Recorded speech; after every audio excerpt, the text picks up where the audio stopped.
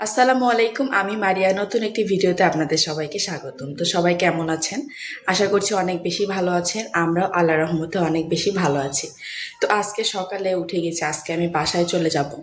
তো নানি তিল ভর্তা করবে। তো তিলটাকে কিন্তু ঘষে নিতে হয় প্রথমে। তো নানি এই তিলটা নিজেই ঘষবে। তো কি দিয়ে ঘষে, কেমনি করে, কি করে, আর ভর্তাটা কিভাবে করে আপনাদের সাথে সম্পূর্ণটাই শেয়ার করব।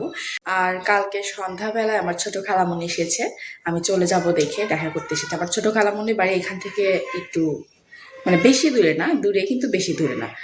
তো এসেছে, আজকে খালামণিও চলে যাবে। আর আমার একটা ছোট খালাতো বোন আছে, ও খুব পাকনা বুড়ি, ওর সাথে আপনাদেরকে দেখা করিয়ে দিচ্ছি। আসো, এখানে আসো। এই যে, তোমার নামটা কি বলো তো? তোমার নাম কি বলো? বলো। হ্যাঁ, আমি নরিন। হ্যাঁ, ও নওরিন। আচ্ছা।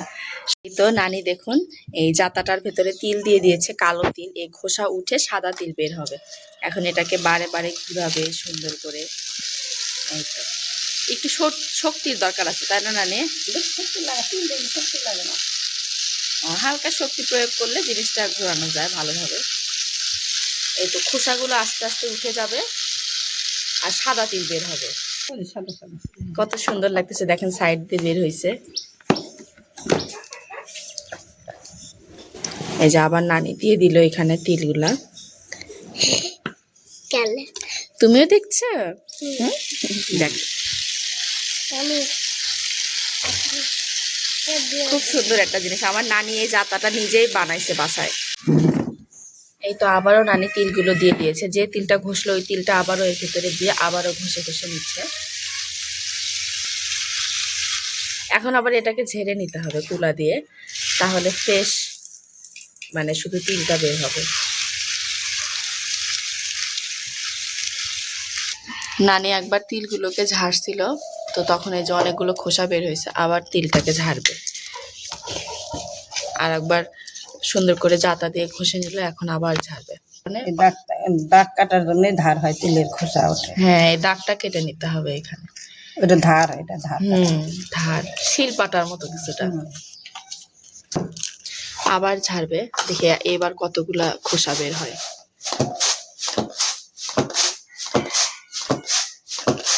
এবার বেশি খোসা বের হলো না, প্রথমে অনেকগুলা বের হয়েছিল।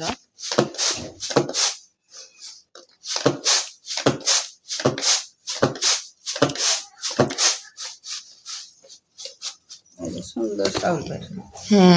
এটা সুন্দর, একদম একদম ফ্রেশ তিল বের হলো। আর খোসা যত ছিল সব এই যে বের হয়ে গেল। এই যে আবার এটা খোসা। হ্যাঁ, এই যে খোসাওয়ালা তিল আর এই যে ফ্রেশ তিল, দেখেন কতখানি তফাৎ। হ্যাঁ, এখন এটা ভর্তা করার জন্য একদম রেডি। তো নানি তো তিলটাকে ঘষে নিল, আপনাদেরকে দেখিয়েছি। আর প্রথমে ঘষার পরে যে তিলটা ঝেড়ে নিয়েছে, যে মানে খোসাগুলো বের হয়েছে, আমি না ভিডিওতে ক্লিক করেছিলাম, কিন্তু ভিডিও যে চালু করব এটার আমার খেয়াল ছিল না। আমি মানে ভিডিও করে যাচ্ছি, এখন এসে দেখি যে ভিডিওই হয়নি। তাহলে বলেন কেমনটা লাগে? আর আপনাদের সাথেও তাহলে আমি শেয়ার করতে পারলাম না। তো মানে দ্বিতীয়বার যে ঝাড়ছে ওইটা দেখাইতে পারছি, কিন্তু প্রথমবারের ঝাড়াটা আমি আপনাদের সাথে শেয়ার করতে পারিনি। তো ওইভাবেই ঝেড়ে নিতে হবে, সেম দ্বিতীয়বার যেভাবে ঝেড়েছে। তো এইটাই আমার খুব আফসোস হচ্ছে এখন, যে ভিডিওতে ক্লিক করছি কিন্তু ভিডিওটাই আমি চালু করি নাই। এই যে নানি তিলটা ভেজে নিচ্ছে এখন। এখানে এখানে কিন্তু কোনো তেল দেয়নি, শুধু তিলটাকে ভেজে নিচ্ছে। দেখেন কিভাবে ফুটতেছে তিলগুলো। এটা কিন্তু হয়ে আসছে, এখন এটাকে নামিয়ে নিবে।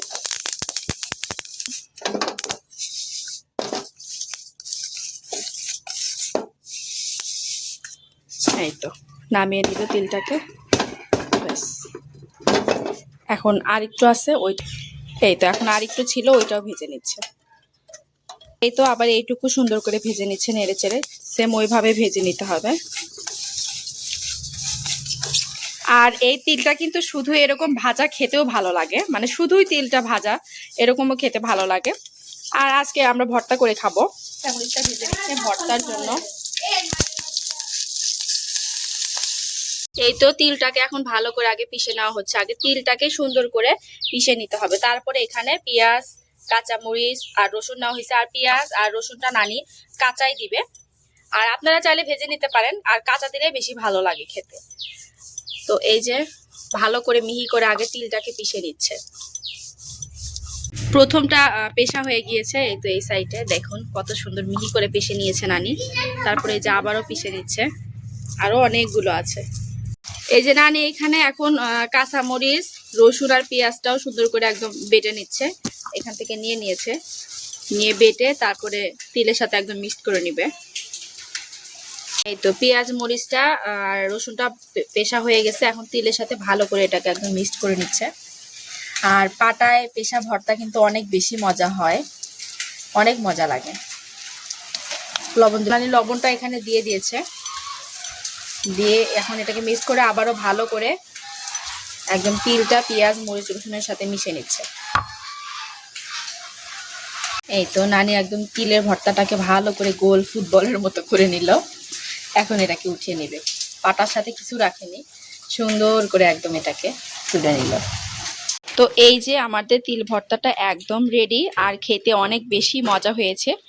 আর আপনারা এইভাবে বাসায় ট্রাই করে দেখবেন, অনেক ভালো লাগে। আর যাদের তিল ঘষার মতো কিছু নেই, মানে তিলের উপরের খোসাটা আলাদা করার মতো কিছু নেই, তারা বাজার থেকে সাদা তিলটা কিনে এনে এইভাবে ভর্তা করে খেয়ে দেখবেন, অনেক বেশি মজা লাগে। তো আমার ভিডিওটি আজ এই পর্যন্তই, আমি আর আগাচ্ছি না। আর আমার ভিডিওটি ভালো লাগলে অবশ্যই লাইক কমেন্ট করে দিবেন, আমাকে সাপোর্ট করবেন। তো আল্লাহ হাফেজ।